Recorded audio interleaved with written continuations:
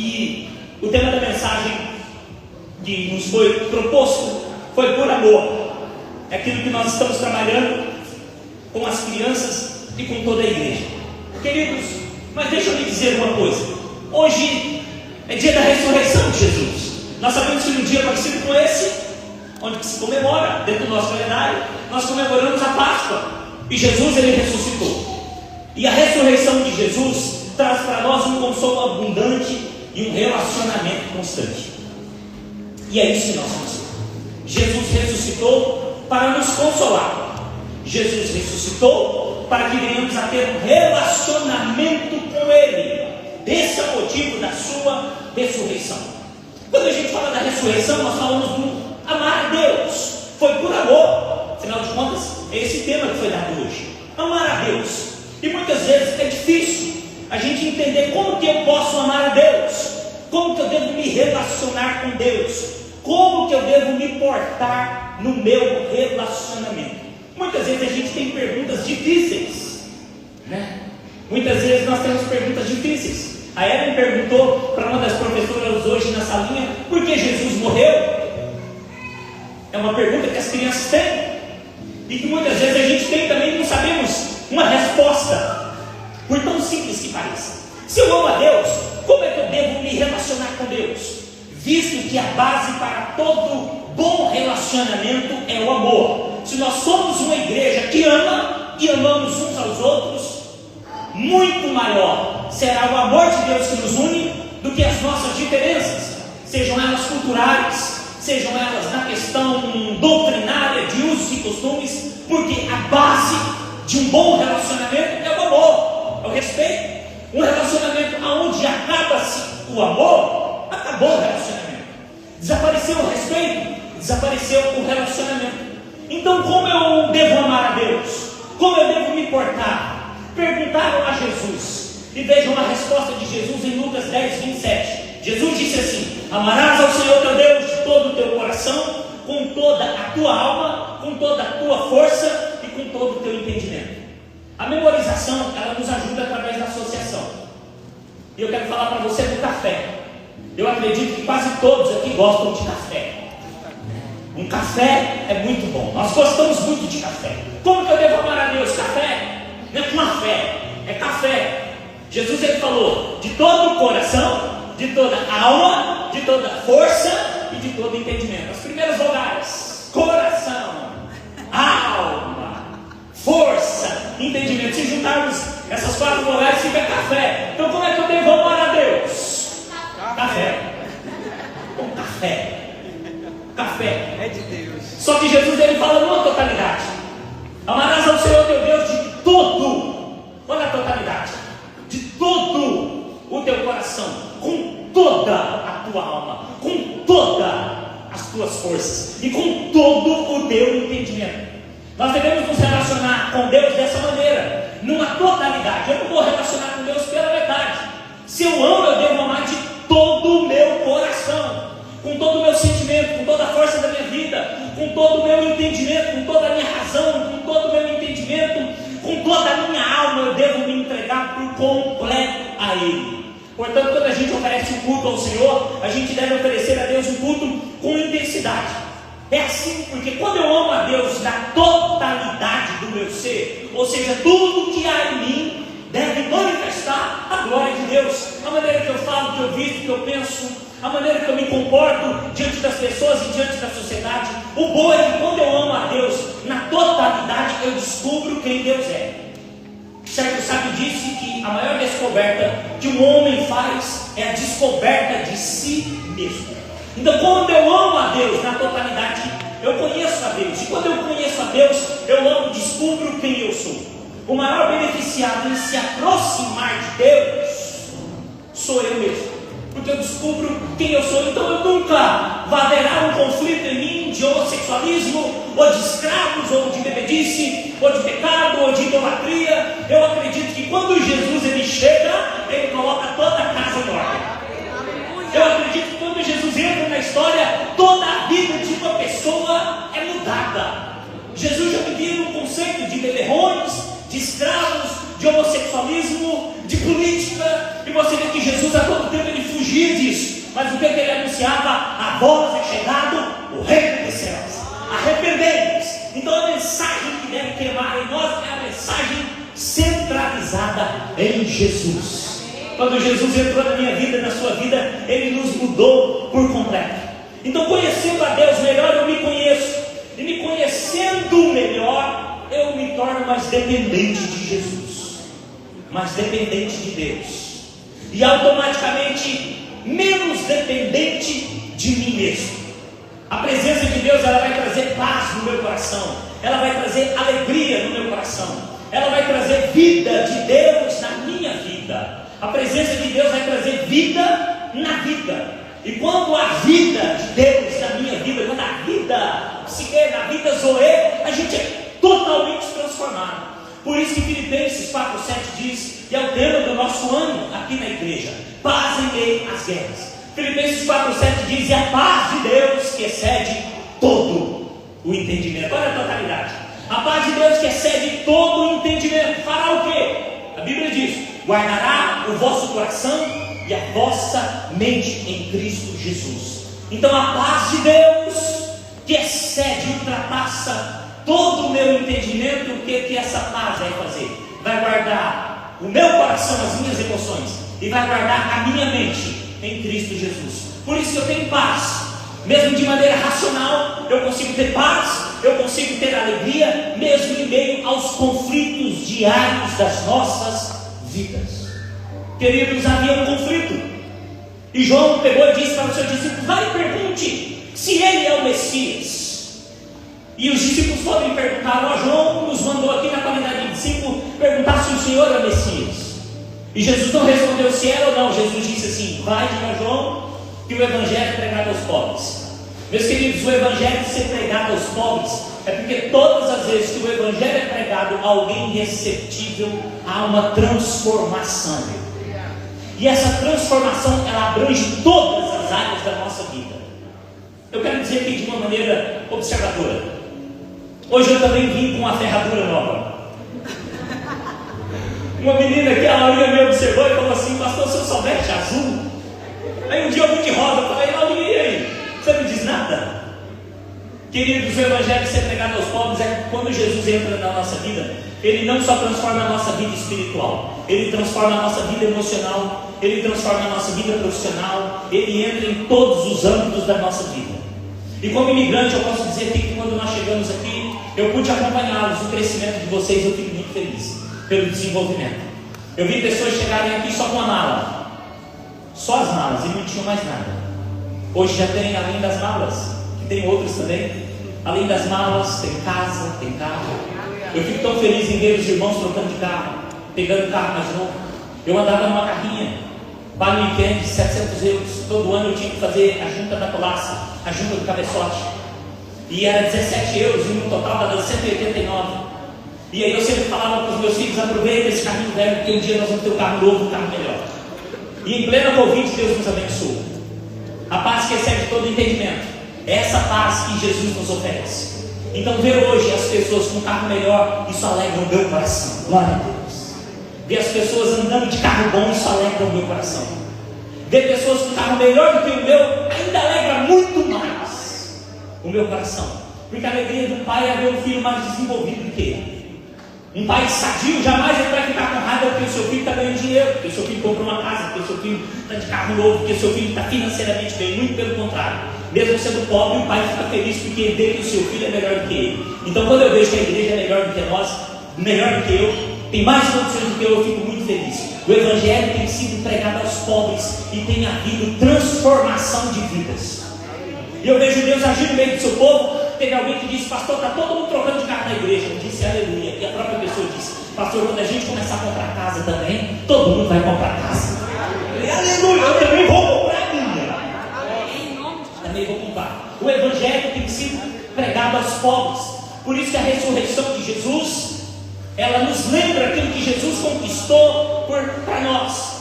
Quando a gente fala da ressurreição no domingo, brevemente a gente lembra do seu sofrimento na sexta-feira, onde Jesus, ao morrer na cruz, ele trouxe libertação, salvação, ele trouxe transformação. Agora, após a sexta-feira, no domingo, Jesus ressuscita, e a sua ressurreição nos garante um consolo abundante. Diga assim: consolo abundante. Diga com vontade, diga assim: consolo abundante. Diga relacionamento constante. Vamos para a Bíblia, se você pode abrir comigo, por gentileza. João capítulo 20, nós vamos ler do versículo 11 até o versículo 18. João capítulo 20, se você tem a sua Bíblia em papel ou numa plataforma digital, acesse, por favor.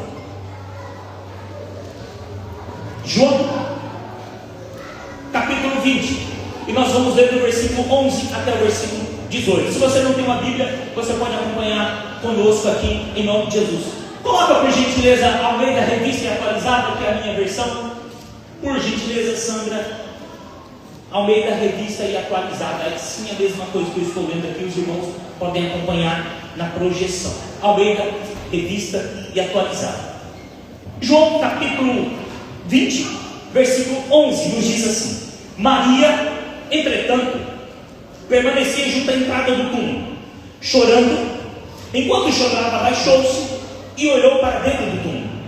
Versículo 12: viu dois anjos vestidos de branco, sentados onde o corpo de Jesus fora posto, uma cabeceira e outro aos pés. Então eles lhe perguntaram: mulher, por que choras? Ela lhes respondeu: porque levaram meu Senhor e não sei onde o puseram. Tendo dito isso, voltou-se para trás e viu Jesus em pé, mas não reconheceu que era Jesus. O 15: perguntou-lhe Jesus: mulher, por que choras? A quem procuras? Ela, supondo ser ele o jardineiro, respondeu: Senhor, se tu o tiraste, dize-me onde o puseste, e eu o levarei. Versículo 16: disse-lhe Jesus: Maria. Ela, voltando-se, lhe disse em hebraico: Rabone, que quer dizer mestre. Recomendou-lhe Jesus: não me detenhas, porque ainda não subi para meu Pai, mas vai ter com os meus irmãos e diz-lhes: subo para meu Pai e vosso Pai, para meu Deus e vosso Deus. 18 e último: então saiu Maria Madalena anunciando aos discípulos: vi o Senhor, e contou que ele lhe dissera estas coisas.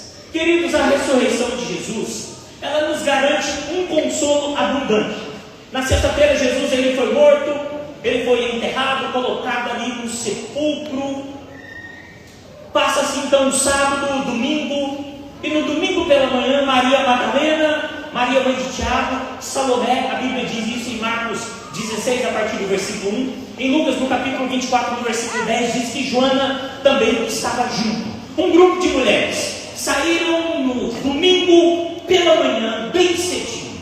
Algumas Bíblias dizem que era madrugada, provavelmente o sol estava nascendo naquela hora, e elas saíram com tudo no coração. Elas foram embalsamar o corpo de Jesus. Elas levavam com elas perfumes, todo tipo de aromas ali. Só que elas tinham uma preocupação, e no caminho elas iam conversando. Qual era a preocupação delas? Que naquela sexta-feira, quando Jesus foi sepultado, colocaram uma pedra, e a pedra era muito grande, e nenhuma delas conseguia remover a pedra. Mas quando chegaram lá, o problema da pedra tinha sido solucionado. Então elas entram, e o texto começa a dar um destaque maior para Maria, como a protagonista, mas sabendo que tinha outras mulheres ali. Interessante que os anjos, eles não estão ali para consolar as pessoas. Não é esse o objetivo dos anjos. Os anjos não consolam ninguém. Os anjos são mensageiros de Deus. Mas o anjo pergunta para Maria, quando ela entra naquela caverna, ela entra naquele túmulo, e ela vê que o corpo de Jesus não está ali. Então, desesperada, porque se sentiu frustrada, ela começa a chorar. Os anjos estão ali sentados, e o anjo pergunta: mulher, por que você está a chorar? E então ela pega, olha e fala que o corpo de Jesus não está ali. De repente ela sai, e quando ela encontra ali, logo à beira ali do sepulcro, ela encontra com Jesus. Mas a Bíblia diz que ela não reconheceu quem era Jesus. Ela pensou que Jesus era o jardineiro, era o proprietário daquelas terras ali. E então ela começa a conversar com Jesus. Interessante que por que Maria Madalena não conheceu Jesus? Queridos, muitas vezes nós criamos uma expectativa no nosso coração, uma expectativa de encontrar com Jesus daquela maneira. Na mentalidade daquelas mulheres, como é que estariam Jesus? Jesus estaria ensanguentado, enrolado num lençol, e na mente e na cabeça delas, elas iriam ali cuidar de Jesus. Elas não estavam preparadas para encontrar Jesus de uma outra forma. Por isso, elas foram frustradas. A tristeza, o medo, as decepções, as frustrações que nascem no nosso coração. Porque muitas vezes a gente sai da nossa terra e a gente quer encontrar Jesus aqui em Portugal de uma maneira. E eu acho gostoso isso, eu acho legal. Jesus nos frustrar e nos decepcionar muitas vezes. Eu acho legal quando alguém fala assim: nossa, eu tenho saudade da minha igreja. Aqui a gente vai conseguir matar a saudade da sua igreja, impossível. Nem esse é o nosso intuito, de maneira nenhuma. Muito pelo contrário, o nosso intuito aqui é te frustrar mesmo no conceito de igreja, para que a sua mentalidade seja completamente mudada, completamente transformada. Afinal de contas, o Senhor nos tirou da nossa terra, do nosso ninho onde a gente estava, e nos trouxe para cá, para a gente encontrar com pessoas fora do normal, fora do comum. Eu tive o privilégio de morar nos Estados Unidos, e como é estranho quando a gente vê o pastor de brinco lá. Como é estranho quando a gente encontra pastores ali, que quando eles estão pregando, as pessoas estão colocando oferta no altar. Você interpreta de uma maneira esquisita. Talvez se você entrar na sala pastoral de um pastor nos Estados Unidos, americano, num conceito americano, numa cultura americana, e você encontrar um vidro de uísque ali, você vai se decepcionar. Talvez se você encontrar alguns charutos ali, você vai: meu Deus, o que é isso? Porque nós fomos formatados para um tipo de igreja. A gente foi formatado para aquele padrão de igreja. E qualquer coisa que está fora da nossa cultura, fora do nosso padrão, a gente rejeita. Lembrando que Deus não está preso a uma cultura, a cultura brasileira, de maneira nenhuma. Deus é o Deus das culturas. E na verdade não existe cultura certa nem cultura errada. Existe a cultura de Deus que entra nas outras culturas. Quem disse isso foi o índio, Xerente. Ele disse isso: não existe cultura certa nem cultura errada. Existe a cultura de Deus, e a cultura de Deus é a cultura a qual nós, índios, devemos viver. Não é a cultura do branco nem a cultura do índio, é a cultura de Deus. Então Deus, ele muitas vezes cria situações para nos frustrar. Maria, ela foi com intenção boa no coração, mas quando ela chega ali, ela é frustrada, porque ela encontrou Jesus de uma maneira que não era o Jesus que ela esperava encontrar. Até que Jesus, conversando com ela, e ela não reconhece o tom da voz de Jesus. Até que Jesus olha para ela e diz assim: Maria. Quando Jesus chama ela pelo nome, então ela logo se expressa e ela diz: mestre, Rabone. A Bíblia faz questão de dizer isso. Ela reconheceu quem era Jesus. Então ela reconhece Jesus, porque Jesus a chamou pelo nome. Até que Jesus está naquela conversa, ela não percebe quem é Jesus, até que Jesus chama ela pelo nome. Quando a gente vai para dentro da Bíblia, como é importante quando Deus chama algumas pessoas pelo nome. E quando Jesus chama alguém pelo nome, quando Deus chama alguém pelo nome, é uma verdade liberada no céu, que será decretada na terra, e que a partir de então essas pessoas nunca mais serão as mesmas. Lembra de Gênesis, quando Deus chama Abraão, quando ele está pronto para sacrificar Isaac? A gente vai um pouquinho mais para frente, na sarça ardente, e Êxodo, encontramos Deus falando com Moisés, no meio da sarça. Vamos um pouquinho mais adiante, 1 Samuel. Deus chama Samuel. A gente entra no Novo Testamento e encontramos Jesus dizendo: Marta, Marta. Encontramos Jesus dizendo: Saulo, Saulo. Todas as vezes que o Senhor nos chama pelo nome, é uma verdade liberada nos céus, será decretada na terra, e a nossa vida nunca mais será mesma. Aleluia! Você já imaginou? Se hoje o Senhor te chama pelo nome, você já imaginou? Se o Senhor te chama pelo nome, se o Senhor se revela te chamando pelo nome, e tenho certeza que quando Ele fala Ramon, o tom da voz de Jesus é inconfundível. A voz de Jesus, ela é maravilhosa. Maria logo a reconheceu. É inconfundível a voz de Jesus. A voz de Jesus acalma os ânimos, porque aquela mulher estava frustrada, decepcionada, porque ela estava voltada para os seus próprios interesses espirituais. ela estava voltada para ela mesma. Então ela tinha a intenção de fazer daquele jeito. E agora onde é que está o perfume? Agora onde é que está a vontade de envolver o corpo de Jesus com o perfume? Desapareceu. Então agora ela fala mestre.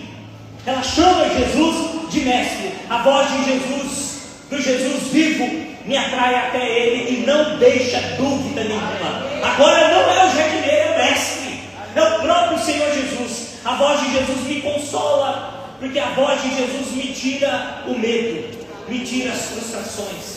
Jesus tem aparecido para muitas pessoas nos dias de hoje, nesse ano de 2025, 2024. Jesus tem aparecido para muitos lá no Oriente, quando a gente acompanha a igreja perseguida. Você sabia que existem mais de 2,5 milhões de cristãos presos por não negar o nome de Jesus? Porque eles não negam o nome de Jesus. Com certeza Jesus vai chamar eles pelo nome. E como eu gosto de contar essa historinha tão simples. O Zé, conta a historinha do Zé. Zé era um homem que não sabia orar. E ele entrava na igreja e ele fazia uma oração muito simples. Ele dizia assim: oi Jesus, eu sou o Zé. E ia embora. Essa é a oração do Zé. Ele não sabia como orar. Um dia o Zé ficou doente e foi para o hospital. E lá no hospital, os profissionais da saúde observavam que ninguém visitava o Zé. Mas o Zé tinha uma alegria fora do comum. Então falaram para o Zé: Zé, ninguém te visita. Como você é tão feliz, dia de visita, ninguém vem te visitar? Ele disse: não, você está enganado. Eu recebo visita todos os dias. Ah, mas eu não vejo, quem te visita? Jesus me visita. Por isso que eu sou tão feliz. Ah, Jesus te visita, o que Jesus diz? Não, Jesus só chega e diz: oi Zé, eu sou Jesus. Já é o suficiente. Quando o Senhor nos trata pelo nome, como é diferente. Por isso que a presença de Jesus vivo e ressuscitado, Ele tira todo o nosso medo. Ele tira todo o sentimento nocivo que nos impede de relacionar diretamente com Ele. Existem sentimentos que nascem no nosso coração. Aí nesses dias eu estava sentado com ela fazendo declaração de amor para ela. O que eu faço? Eu deixo ela totalmente apaixonada por mim, a minha filha. E aí eu deixei ela um pouquinho e eu agarrei a Gisele no sofá e comecei a beijar a Gisele. E aí a Ellen foi para o cantinho do sofá, lá escondidinha, e ela começou a chorar. E eu não percebi, a Gisele disse assim: a Ellen está chorando. Eu falei: não está não. E aí de repente a Ellen estava lá chorando. E aí a Gisele chamou, a Ellen estava chorando mesmo. E aí ele falou: Ellen, por que você está chorando? Não, eu estou sentindo uma coisa que eu não sei o que é. Um sentimento que para Ellen não tem um nome, para a gente chama ciúmes. Para ela não tem um nome, mas ela tem um sentimento. Existem sentimentos nocivos no nosso coração também. Sentimentos que nos inflamam. E como imigrante eu não canso de falar isso. Pesquisas dizem que o imigrante, a primeira coisa que ele perde quando ele migra é a sua alegria. O imigrante perde a alegria. E isso não é diferente. A gente vê pessoas tristes, frustradas, decepcionadas, infelizes, mal-humoradas, revoltadas, que reclamam de tudo e de todos. Por quê? Porque estão tristes. O seu rosto perdeu o brilho. E por causa disso, elas não conseguem mais expressar alegria. E quando eu digo imigrante, não é para brasileiro que vem aqui. Eu digo qualquer imigrante, portugueses que migram daqui para outro país, ou que migram daqui para um outro distrito, para outro estado, perdem a alegria. E nós não podemos perder a alegria de Jesus ressuscitado. Nós não podemos perder a alegria do amor a Jesus. Nós não podemos perder essa alegria de servir a Ele com toda a intensidade. Hoje pela manhã estava a Francisca aqui, uma portuguesa, e eu lembrei da Francisca, que eu estava evangelizando em Vizela. Ela estava num conflito com o namorado e me chamou para poder ir lá tomar um café. Fui tomar um café com eles. E eles me esperavam falar de amor entre o casal. Eu peguei e falei assim: eu quero falar para vocês hoje do amor. O amor de Deus. O amor que a Bíblia diz em 1 Coríntios que ele é benigno, ele é sofredor, ele não julga, ele não suspeita mal. Esse é o amor de Deus, é o amor que eu tenho, é o amor de Jesus, é o amor que me trai aqui até vocês, me atrai até vocês. Esse amor, ele é maravilhoso, eu amo Jesus. Francisco olhou para mim e falou assim: Ramon, para um pouquinho. Ramon, isso que você está falando é uma paixão que você tem. Eu falei: eu amo Jesus. Ela falou: porque quando a gente fala de alguma coisa que mexe com a gente, a pupila dos nossos olhos dilata. Por isso que há um brilho nos olhos. Eu aprendi evangelizando, por isso que há um brilho nos olhos. Quando você fala de alguma coisa que é muito importante para você, que é uma paixão, e eu vejo a pupila dos seus olhos dilatada, é um brilho nos olhos. Sabe aquela alegria do brilho nos olhos que a gente vai perdendo? É essa que a gente não pode perder por amor a Jesus. Então ame a Jesus. Quando você falar de Jesus, fale com paixão, com amor. Fale quem Ele é para você. Para Maria era o Rabone, era o mestre, era aquele que a libertou. Nós devemos experimentar isso. A ordem de Jesus para Maria agora é para ela poder avisar a Pedro. Outros textos dizem, e aos discípulos, e dizer para eles: olha, diga aos discípulos que eu estou indo para o caminho da Galileia, eu estou indo para Emaús. E naquele mesmo dia, Jesus conversou com os discípulos, e os discípulos não reconheceram a voz de Jesus. Até que no final deles, um deles diz, quando Jesus se apresenta, por isso que quando ele falava, a voz dele ardia no nosso coração. É Jesus, é o nosso Jesus. E por que eles não conseguiam entender quem era Jesus? Porque eles estavam cheios de informação. Era o telemóvel daquela época, o telemóvel de hoje. Sabe o que nos deixa cheio de informação fútil e vazio, entretenimento nocivo que nos leva a lugar nenhum? Eles estavam cheios de informações, cheios de noticiário do que tinha acontecido na sexta, no sábado e no domingo. Eles estavam ali conversando aquilo que ainda tinha acontecido. Mas o fato é que Jesus diz: vai, diga a Pedro. Interessante que Jesus dá uma atenção para o traidor, aquele que o traiu na sexta-feira, mas agora é o traidor arrependido. Então Jesus vai e diz: diga a Pedro, aquele que está arrependido. Olha a intenção de Jesus. Olha que Jesus maravilhoso. Ele aparece em movimento. Ele aparece com o seu corpo glorificado. Ele se manifesta, ele se preocupa com coisas pequenas da nossa vida. Vai, diga a Pedro que eu ressuscitei. Nesses 40 dias, Jesus não só apresentou para os seus discípulos, mas a Bíblia diz em 1 Coríntios, no capítulo 15, no versículo 6, que Jesus apareceu para mais de 500 irmãos, as quais, quando foi escrito aquele texto, alguns ainda viviam. Querido, já imaginou se Jesus aparece para nós? Eu tenho sonho de me encontrar com Jesus, de me relacionar pessoalmente com Ele.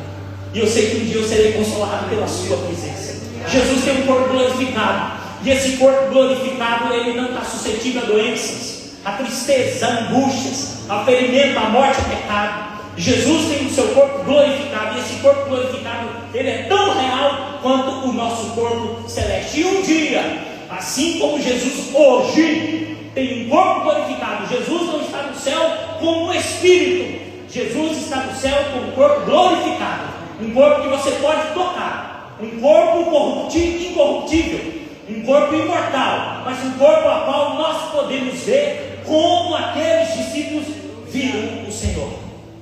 Jesus ressuscitou para que eu e você tenhamos um consolo abundante. Mas Ele ressuscitou também para que eu e você tenhamos um relacionamento constante com Ele. Jesus ressuscitou porque Ele não tinha pecado. Nós pecamos por pensamentos, pensando, falando, agindo e omitindo. Jesus não tinha pecado nenhum. Porque se Jesus tivesse pecado, pensando, falando, no seu comportamento ou escondendo alguma coisa, Ele não tinha ressuscitado. A Bíblia diz, em Romanos 6,23, porque o salário do pecado é a morte. Ou seja, todo aquele que peca, inclusive se Jesus tivesse pecado, a morte tinha segurado Jesus. Porque o salário do pecado é a morte. Mas o versículo continua após uma vírgula: mas o dom gratuito de Deus é a vida eterna por nosso Senhor Jesus Cristo. Jesus ressuscitou. Ele venceu o pecado, Ele venceu a morte. Para quê? Para que eu e você também pudermos viver eternamente. Essa é a proposta que Jesus tem para nós. A morte não pode detê-lo, porque o poder da ressurreição está sobre Jesus. Jesus ressuscitou para nos dar vida eterna, para termos um relacionamento direto com Ele. Você não precisa de um intercessor, você pode ir direto a Jesus. Você não precisa de uma igreja, você não precisa de um pastor, você não precisa de um intercessor. Você tem acesso direto a Jesus. Ele está vivo. Tinha uma senhora, irmã Antônia, demorou 3 anos para poder aceitar Jesus, se converter, se batizar. E na nossa igreja lá em Alagoas ela sempre cantava: Ele não está morto, Ele ressuscitou. No terceiro dia, sabe aquele mensageiro de uma mensagem só? E aquele cantor de um hino só era a tia Tônia. E ela cantava: no terceiro dia uma pedra rolou, por isso hoje eu grito. E ela gritava para o mundo ouvir: Jesus está vivo, Jesus está vivo, Ele está aqui. Essa é a mensagem que deve queimar no nosso coração. Ele ressuscitou para quê? Para estar presente conosco. O seu relacionamento é constante. Jesus ressuscitou para quê? Para que eu e você sejamos moradia do Espírito Santo de Deus. Então dentro de nós hoje mora o Espírito Santo. Dentro de nós hoje existe a vida eterna, que é Jesus. E hoje eu posso ter um relacionamento direto com Ele. O bonito é que Maria Madalena não conheceu Jesus, porque Jesus não tinha nenhum vestígio de morte. Não tinha. Maria Madalena esperava encontrar Jesus como cheio de sangue, ensanguentado, envolvido no lençol. Mas quando ela vê Jesus com o corpo glorificado, ela logo diz: Rabone, jamais que eu iria te conhecer se não tivesse me chamado pelo nome. Por quê, Maria? Porque no Senhor Jesus não existe nenhum vestígio de morte. Querido, para nós que temos Jesus, assim como Jesus ressuscitou e não tem nenhum vestígio de morte, em nós também não pode haver nenhum vestígio de morte, nenhuma associação com os símbolos da morte, com entretenimento e com toda espécie de mentira que nos induz à morte, que nos separa de Deus. Nesse contexto, eu sou radical. Eu sou completamente radical. Eu quero viver a vida que Deus tem para nós, livre de toda religiosidade, sem dúvida nenhuma. Mas mesmo sendo livre de toda religiosidade, eu quero viver uma vida intencional com Jesus. Eu quero ver Jesus antes de morrer. Eu quero ressuscitar o morto em nome de Jesus. Eu quero ver milagres. Eu não vejo um dia nessa igreja que alguém morrer no meio da igreja. O dia que alguém morrer, se você estiver presente, você levanta. Aleluia. É hoje. Você só deixa eu orar. Eu cumpri a promessa. Mas você vai ser mais ligeiro, porque você vai chegar e vai dizer: em nome de Jesus, levanta. Queridos, o Senhor nos treina. Davi, antes de matar o gigante Golias, ele espantou o urso, ele matou o leão. Eu já fui treinado. Eu não ressuscitei um morto, mas eu já ressuscitei um cachorro. Queridos, eu investi dinheiro numa Yorkshire Pedigree, uma matriz linda, mas era muito brava. Eu já comprei ela grande. Eu vendia cachorro Pedigree lá no Brasil para poder sobreviver. Lá em Goiânia, eu ia lá vender cachorro lá no shopping, em todo lugar. E o que aconteceu? A Bela avançou em mim à noite. Quando ela avançou, eu dei um tapa nela, ela já caiu por mim, estica nas pernas, correu. Meu Deus, irmãos, eu não podia perder aquele investimento. De maneira nenhuma, investimento caro. Pedigree tem até certidão de nascimento em todo o histórico, no Kennel Club, é um monte de frescura. Eu não podia perder aquele investimento. Eu bati o joelho no chão, eu orei, acordei a casa toda. Acordei todo mundo em nome de Jesus. Não! Ressuscita! Balancei ela em nome de Jesus. Foi indo até que ela abaixou a perninha, foi levantando, levantou muito bom.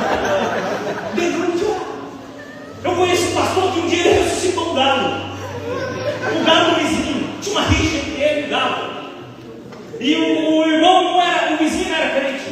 E aquele galo ia se ciscar na horta do irmão. E o irmão sempre jogava uma pedra, prende o seu galo. E era o galo de estimação, era o galo pet, como a gente chama hoje. Um dia aquele pastor, eu conheci, já está na glória do Senhor. E aí, esse pastor foi espantar o galo. Pegou uma pedra e jogou no galo. Quando jogou, pegou no coco, na cabeça do galo. Pô, o galo caiu também, bateu nas asas, matou o galo. Falou: Jesus, vou ter um problema com o vizinho. Eu estou evangelizando, correu e orou para Jesus ressuscitar o galo. O galo voltou a viver. Isso me inspirou. Então eu vou ser treinado, como Davi foi treinado. Até que apareceu o gigante e derrubou o gigante. Eu estou ressuscitando ainda algumas coisas ainda, mas vai aparecer. Queridos, nós devemos ser intensos naquilo que o Senhor tem para nós. Eu creio que Jesus tem algo lindo para nós. Jesus aparece para Maria Madalena e não há vestígio de morte nenhum. Nisso eu quero viver uma vida de santidade. Nisso as minhas palavras devem glorificar ao Senhor. Não pode haver em mim nenhum vestígio de morte. E por favor, me policie se você ver alguma coisa. Certa vez eu levei o índio Sererê para minha casa. Ele morou comigo. Eu fiz trabalho missionário com os índios 8 anos. Um ano o Sererê morou dentro da minha casa. E eu cheguei dos Estados Unidos, fui para Alagoas, levei uma estátua da Liberdade pequenininha. E deixei no quarto de visita a estátua da Liberdade. coisa. E aí peguei, deixei lá, e o CDB foi dormir, novo convertido. Pegou e falou assim: pastor, o senhor tem imagem dentro de casa? Falei: CDB eu não tenho, não sou idólatra. Tem. Pastor, como é que o senhor é um pastor e você tem imagem dentro da sua casa? Falei: não tem CDB. Tem, está lá no meu quarto, eu vi. Falei: vai lá e busca. Ele chegou com a estátua da liberdade, está queimado. Até eu explicar para ele, para o índio foi mais fácil. Eu falei: vamos quebrar essa bola em nome de Jesus. Quando eu dei uma tria, está repreendido. Jogamos a imagem fora. Nada que nos associe à morte pode estar na nossa vida, definitivamente. Porque agora qual que é a mensagem? Maria vai e anuncia aos meus irmãos, aos discípulos, que eu estou vivo. Essa deve ser a mensagem. Ao sair daqui, entendendo que Jesus ressuscitou e que a sua presença, a sua ressurreição me garante consolo, como Maria foi consolada, garante um relacionamento. Existe uma ordem também: vai e anuncia aos outros. Você está aqui em Portugal para quê? Para não ficar de boquinha calada. Vai e anuncia a quem está à sua beira que Jesus ressuscitou. Hoje é dia. Eu já liguei incomodando alguns. Teve alguém que falou: você ligou para mim para quê? Eu falei: para te dar uma notícia. Ele ressuscitou. Falei naquele tom espiritual, para dar uma espiritualizada. E ele falou: tanto tempo que você não me liga. Eu falei: eu te liguei para dizer que Jesus ressuscitou. Matei a saudade com meu irmão, mas essa deve ser a notícia. Eu estou feliz. Na quinta-feira eu estava trabalhando com meu colega de trabalho, Miguel. Miguel já aceitou Jesus, mas agora ele precisa ser discipulado. E o Miguel pegou, durante a semana, aconteceu um fato: a retroavadora quebrou o disco, voou no colete do Miguel. E ainda bem que ele estava com o colete lá no chaveamento. Quebrou o disco da retroavadora e voou. Eu cheguei lá, Miguel, ele fala comigo: seu Ramon, Deus está comigo.